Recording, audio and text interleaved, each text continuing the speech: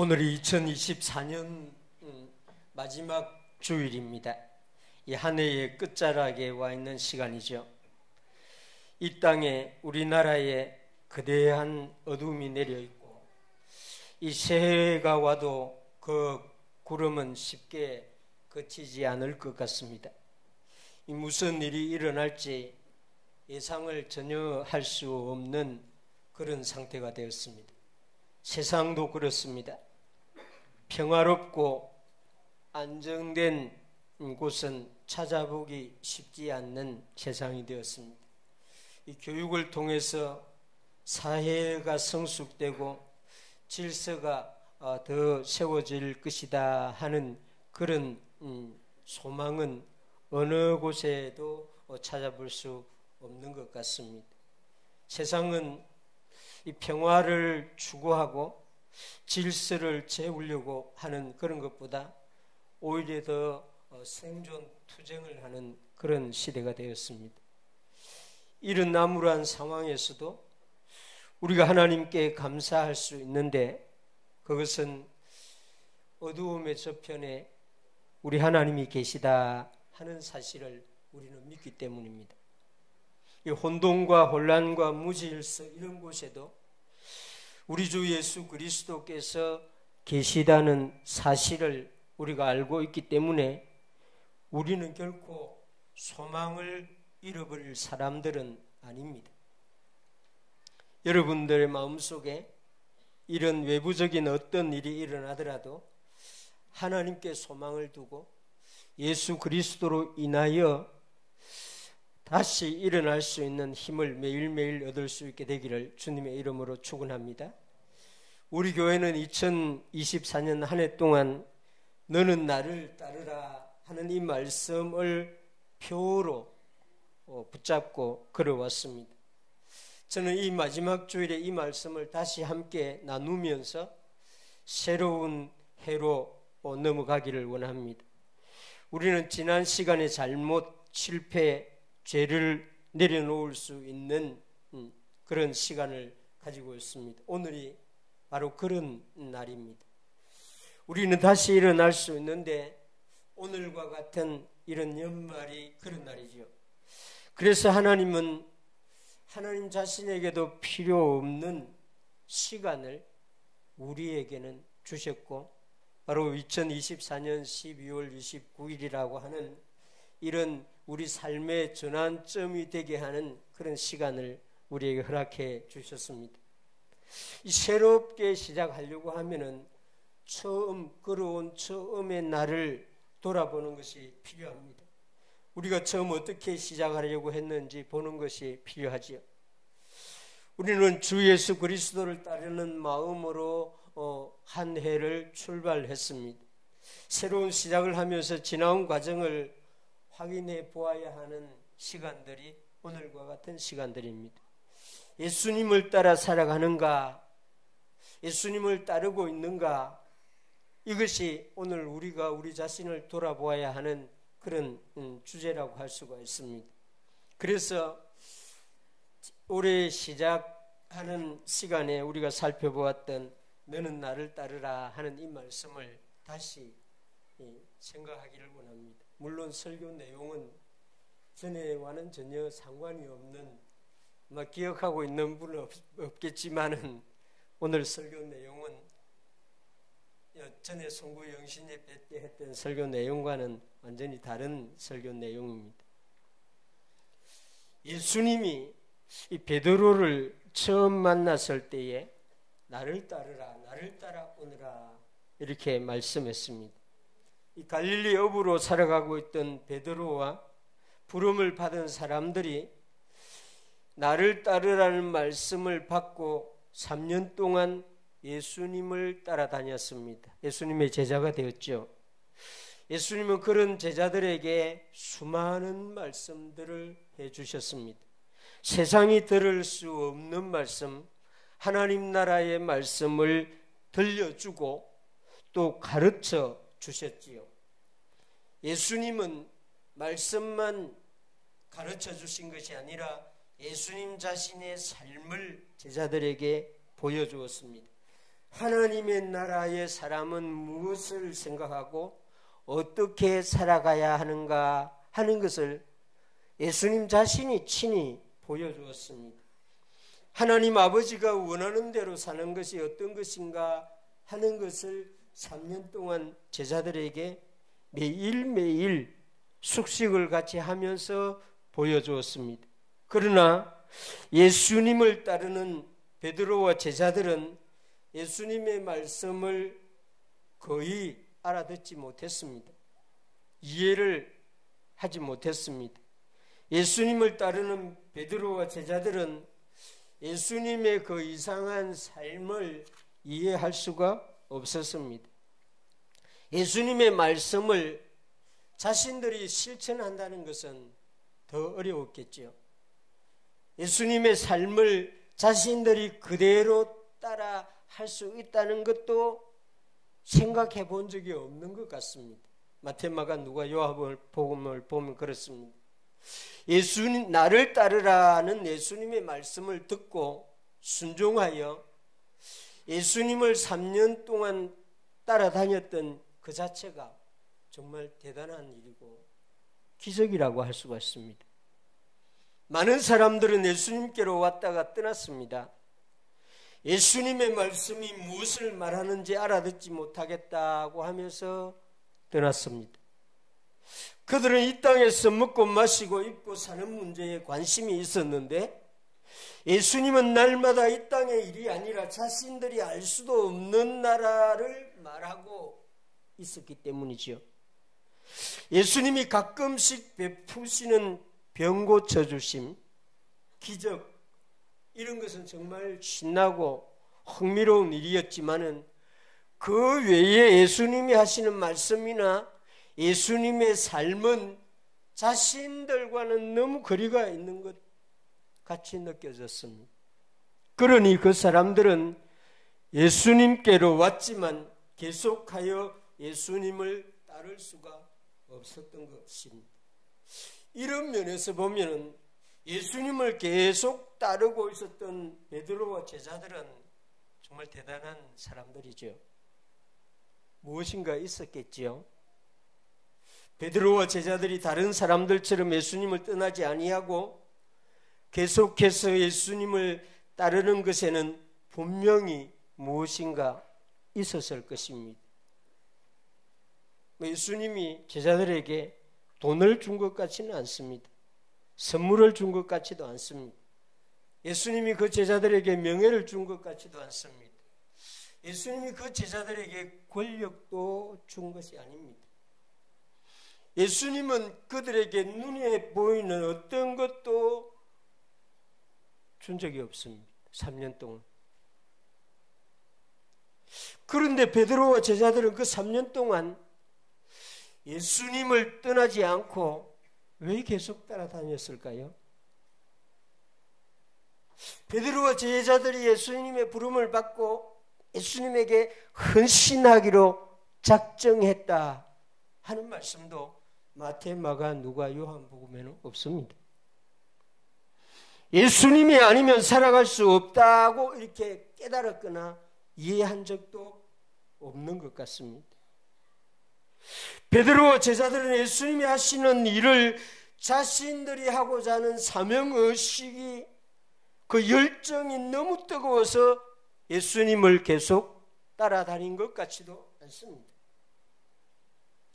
그들은 예수님이 가르쳐 주시는 말씀을 배우고자 하는 그런 학문적인 열정 이런 것도 없었던 것 같아요. 나를 따르라.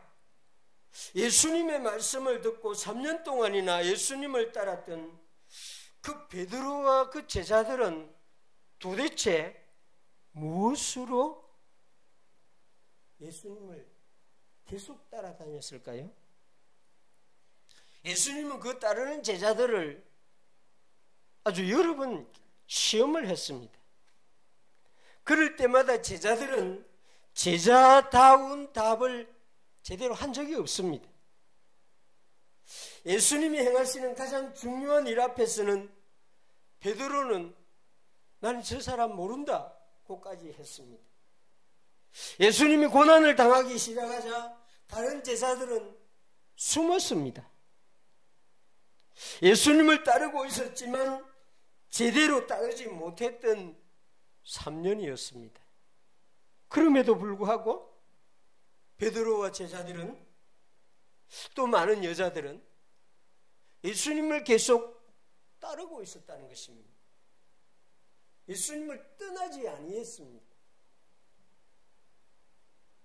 저 가끔씩 저도 그렇지만은 우리 자녀들에 대해서도 그렇지만은 여러분들에 대해서도 신비롭게 이런 생각, 도대체 왜 교회 매일 올까? 엉뚱한 이런 생각을 한 번씩 합니다. 저분은 교제도 안 하고 성도님들하고 이렇게 교제도 하지도 않는데 어떻게 저렇게 꾸준하게 예배에 참석할까? 여러분의 목사는 가끔 이런 엉뚱한 생각을 합니다. 목사의 그 사역이 이런 겁니다. 어떻게 그런 상태로 제자들은 예수님을 따랐을까요? 그 답이 예수님을 따르던 제자들 각자가 다 갖고 있었습니다. 예수님을 떠나지 아니하고 계속해서 예수님을 따르는 사람들, 그들의 마음속에 우리가 예수님을 떠나지 않는 이유가 그들 마음속에 있었다는 것입니다.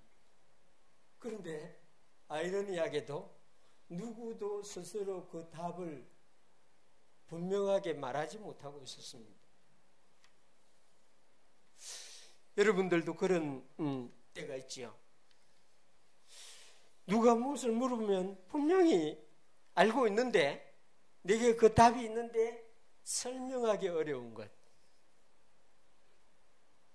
분명히 나는 알고 있고 나는 대답할 수 있는데 질문을 받았을 때 이거 어떻게 대답해야 할지 모를 때, 제자들도 그랬습니다.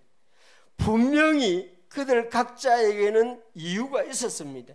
그런데 그것을 어떻게 표현을 해야 될지, 설명을 해야 될지, 나타내야 될지를 알지 못하고 있었습니다.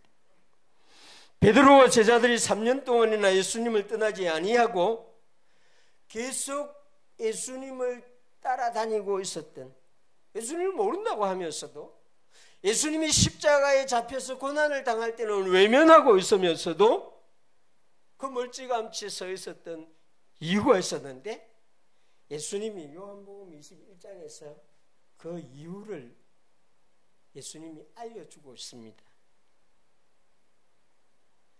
예수님은 3년 만에 너희들이 나를 계속해서 따르고 있는 그 이유가 있다고 하는 것을 알려주는 것이 요한복음 21장의 말씀입니다. 너가 나를 사랑하느냐? 사랑이었습니다. 베드로가 제자들이, 여자들이 3년 동안 예수님을 떠나지 아니하고 계속해서 따라다닐 수 있었던 것은 사랑이었습니다. 예수님이 베드로를 사랑했습니다. 예수님이 제자들을 사랑했습니다. 예수님이 헌신하고 섬기는 그 여자들을 사랑한 것이지요. 예수님의 사랑 때문에 그들은 떠나지 못했던 것입니다. 자녀들은 집을 나가고 싶은 사춘기 때는 그런 마음이 다 듭니다. 우리 중딩들 1학년, 2학년들은 집을 나가고 싶은 그런 마음들이 드는 게 정상입니다. 반항, 5살, 6살 때도 그런 현상이 나타나고, 또 요즘 갱년기에도 그런 현상이 나타난다고 합니다. 사람들은 일생에 거부하고 싶은 그런 때가 있어요. 우리 뇌에서 그것이 나타나는지 우리 마음에서 나타나는지는 정확하게 알 수 없지만은 집을 나가고 싶고, 부모를 떠나고 싶고, 남편 떠나고 싶고, 가족들 꼬리 보기 싫고, 그런 때가 있습니다. 그런 때도 사랑을 받는 사람은 나가지를 못합니다. 나갔다가도 금방 돌아옵니다. 이 사랑의 힘이라고 하는 게 신비합니다. 그래서 사춘기 자녀를 두고 있는 부모들은 전에보다 더 사랑하면 됩니다. 예수님이 제자 베드로에게 너가 나를 사랑하느냐, 이것은 너가 나를 떠나지 아니하고 있는 것은 너 안에 있는 내 사랑 때문이다 하는 걸 가르쳐 준 것입니다. 이 땅에서 일어나고 진행되고 있는 혼란스러운 일을 자세히 들여다보면 왜 저러는지 답이 하나 딱 있습니다. 사랑이 없기 때문에. 권력만 가지려고 할 뿐 사랑하려고 하지를 않습니다. 명예만 추구하려고 할 뿐 사랑하려고 하는 의지가 없습니다. 자기 편에서 버림을 당하지 아니하려고 할 뿐 자기 편을 사랑하려고 하는 그런 마음이 없습니다. 그러니 함께 있는 것이 불편한 것이죠. 상대편을 죽여야만 자기가 살아남는다는 적자 생존의 원리가 그 마음을 지배하는 것입니다. 함께 갈 수 없는 이유가 너무 단순합니다. 사랑이 없거나 사랑이 결핍되어 있거나 사랑이 왜곡되어 있기 때문에. 사춘기 아이들에게 어머니가 나를 사랑하지 않는다, 아버지가 나를 사랑하지 않는다는 마음이 들면 집 나가버립니다. 그렇죠. 남편과 아내도 그렇습니다. 남편이 나를 사랑하지 않는다, 아내가 나를 사랑하지 않는다 이러면 집에 들어가기 싫은 거죠. 사랑이 결핍되거나 왜곡되거나 변질되면은 함께 하기가 어렵고 계속해서 따라가기가 쉽지가 않습니다. 예수님을 떠나갔던 사람들은 무슨 말인지 모르겠다, 그 때문에 떠나간 것이 아니라 예수님이 나를 사랑한다는 그 사랑을 받지 못하고 느끼지 못했기 때문에 떠나간 것입니다. 베드로는 알지는 못했죠. 정확하게 이해하지는 못했습니다. 그것이 무엇인지는 말할 수가 없었습니다. 자신이 예수님을 떠나지 않고 있는 이유가 명확하게 알 수가 없습니다. 예수님은 부활하시고 갈릴리에 찾아오셔서 베드로에게 그걸 알려준 것이죠. 여러분, 저는 확신합니다. 여러분들 안에 예수님의 사랑이 있다고 하면은 여러분들은 예수님을 떠나지 않게 됩니다. 여러분 안에 예수님이 나에게 주신 사랑이 있는지 없는지를 자주 확인해 보시기 바랍니다. 부족하고 실패하고 흔들릴 때가 자주 있음에도 불구하고 예수님을 떠나지 아니하고 계속 따라다닐 수 있는 유일한 이유는 예수님의 사랑입니다. 다른 건 뭐 좀 몰라도 돼요. 기독교 진리, 복잡한 교리 이런 거 몰라도 되는데 이 사랑에 대한 사랑을 받지 못하고 그 사랑에 대한 설명을 할 수는 없지만은 내가 예수님을 사랑한다는 그것이 있으면은 끝까지 예수님과 함께 갈 수가 있습니다. 자녀가 부모의 사랑을 받고 자라지만 자신이 받은 부모의 사랑을 제대로 이해하게 되는 것은 세월이 많이 지나야 되죠. 어린 자녀들은 부모가 자기를 사랑한다는 건 알지만은 그 사랑을 제대로 이해하는 데는 많은 세월이 필요합니다.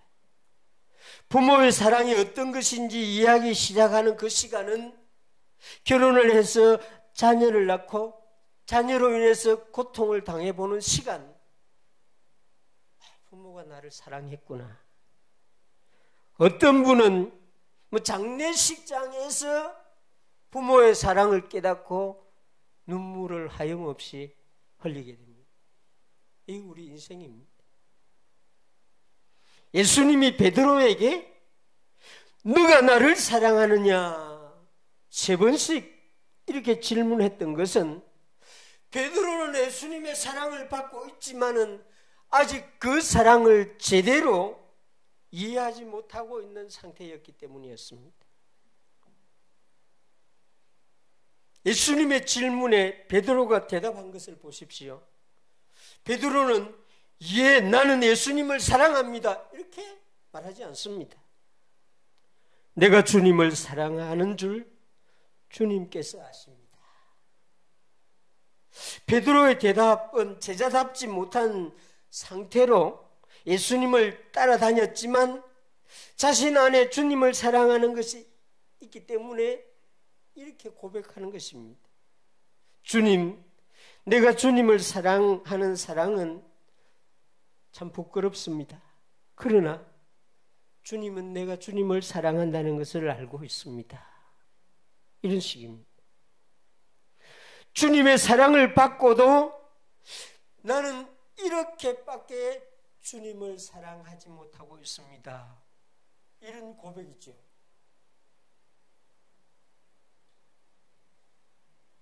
예수님은 목적, 의도를 가지고 우리에게 오시는 분이고 우리에게 말씀하시는 분입니다. 예수님은 실없이 농담하러 이 세상에 오신 분이 아니에요. 예수님은 우리에게 무슨 육체적인, 육신적인 즐거움을 선사하기 위해서 오신 분이 아닙니다. 예수님은 베드로에게 그저 지나가면서 이제 부활하고 한번 물어보자 하고 3번씩 반복해서 물어본 것이 아닙니다.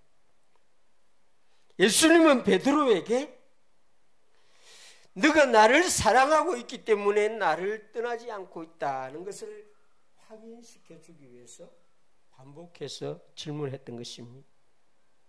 그래서 베드로는 그날 알게 되죠. 아, 내가 예수님을 사랑하고 있었구나. 그래서 내가 예수님을 떠나지 않고 있었구나.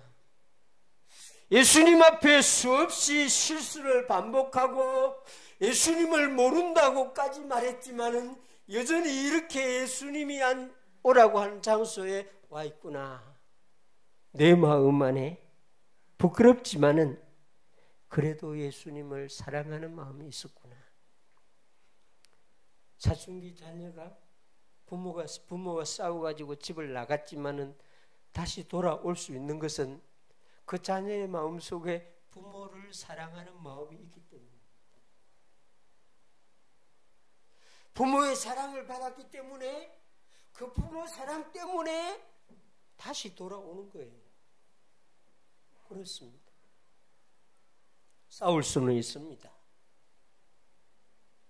광화문에서 싸우고 국회에서 싸우고 뭐 싸울 수는 있어요. 그러나 사랑하면은 또 손잡을 수 있습니다. 이게 필요합니다. 지금 대한민국이 서로 사랑하는 것이 필요합니다. 예수님은 요한복음 21장 마지막에 와서 너 안에 내 사랑이 있으니 너는 나를 따르라 이렇게 말하고 있는 것입니다. 내가 3년 동안 너를 사랑했는데 너 안에도 나를 사랑하는 마음이 있으니 나를 따르라. 이제는 내가 그동안 준 그 사랑으로 나를 따르라. 3년 전에 나를 따르라고 한 말씀하고 3년이 지난 후에 나를 따르라 하고 하는 말씀은 같은데 말씀의 내용은 완전히 다른 것이지요. 지난 3년 동안 베드로와 제자들은 예수님이 주신 사랑을 매일매일 받으면서 예수님을 따라왔습니다. 가장 가까운 며칠 사이에는 예수님은 베드로와 제자들에게 하나님 아버지의 사랑, 아들의 사랑을 부어주셨습니다. 그것이 골고다의 십자가였습니다. 그것이 무덤에서 부활하신 것입니다. 요한복음 21장에서 예수님이 나를 따르라고 하시는 이 말씀은 십자가에 죽으시고 3일 만에 부활하시고 얼마 지나지 않아서 하신 말씀입니다. 예수님이 줄 수 있는 모든 사랑을 베드로와 제자들과 여자들에게 십자가 위에서 무덤에서 다 부어주신 것입니다. 그래서 로마서 5장에 보면은 하나님의 사랑이 우리 마음에 부은 바 되었다. 십자가의 사랑, 뭐 보리떡 5개의 사랑도 좋지만은, 치료의 사랑도 좋지만은, 그 말씀의 사랑도 좋지만은, 십자가의 사랑과 부활의 사랑을 그 제자들에게 부어주신 것입니다. 그 사랑을 받은 제자들이 어떻게 해야 될지를 몰랐던 것이죠. 그래서 예수님을 떠나지를 못하고 예수님이 오라고 한 갈릴리 바닷가에 앉아서 엉뚱한 일을 하고 있었던 것입니다. 그곳에 사랑하는 예수님이 다시 찾아오셔서 제자들을 사랑하시되 끝까지 사랑하시는 예수님이 너 안에 있는 사랑을 보라고 하면서 나를 따르라고 말씀했습니다. 그렇습니다. 우리는 예수님이 성천하신 후 오순절 아래 성령 세례를 받은 후에 제자들이 예수님을 어떻게 따라갔는지 사도행전과 서신서를 보면 분명히 알 수가 있습니다. 너무 다르죠. 그들은 알았습니다. 아, 내가 왜 예수님을 따라야 하는지, 내가 왜 예수님을 따를 수 있는지, 내가 왜 예수님을 따라서 갈 수 있는지를 그 갈릴리 바닷가에서 알게 된 것입니다. 예수님이 알려준 것이죠. 그렇습니다. 저는 이 마지막 주일에 다시 이 말씀을 묵상하는 하나님이 우리에게 주시는 이유는 너희 안에 내가 준 사랑을 확인해 보라, 이것을 알려주기 위해서 이 말씀을 함께 나누게 하셨다고 확신합니다. 십자가의 사랑, 부활의 사랑, 성령이 부어지는 사랑을 받은 사람, 그 사람들은 이제 떠나지 아니할 뿐만 아니라 예수님을 위하여 걸어갈 수 있게 되는 것입니다. 사도행전의 역사가 시작이 되는 것입니다.